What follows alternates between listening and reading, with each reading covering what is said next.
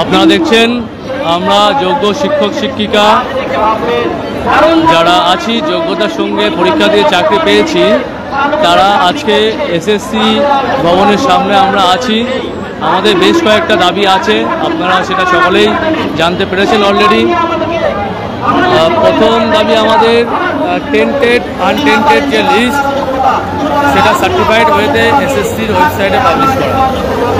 Second demand হচ্ছে mirror image, সেটা যাতে পাবলিশ করে এসএসসি, সেটাও সুপ্রিম কোর্টের যে নির্দেশ আছে সেই নির্দেশে এসএসসি সেটা যাতে পাবলিশ করে, সেটা ডিমান্ডটা আছে। এবং একটা বিষয় নিয়ে ভীষণ সবার মধ্যে চিন্তার বিষয় এসছে, সেটা হলো আমরা শুনতে পাচ্ছি যে নির্দিষ্ট একটা কাউন্সিলিং আছে, সেই কাউন্সিলিং পর্যন্ত যোগ্য লিস্ট দেবে, তারপরে দেবে না। সেটা নিয়ে বিভিন্ন খবর চারিদিকে ছড়াচ্ছে। এটা বলবো, এটা নিয়ে আপাতত নিজেরা দুশ্চিন্তা করবেন না। আমাদের প্রতিনিধি টিম সমস্ত কাউন্সিলিং থেকে আমরা প্রতিনিধি টিম গিয়েছে এবং সেখানে যে লিস্ট হয়েছে তারা অলরেডি চলে গেছে, চেয়ারম্যানের সঙ্গে আলাপ আলোচনা করছে।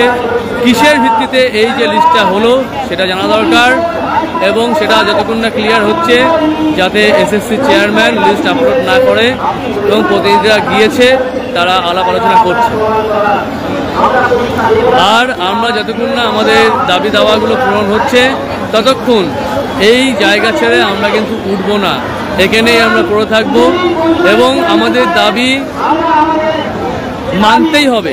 কারণ এই এসএসসির ভুল বা বোর্ডের ভুলের জন্য আমরা কিন্তু আজকে এই জায়গায় দাঁড়িয়ে আছি।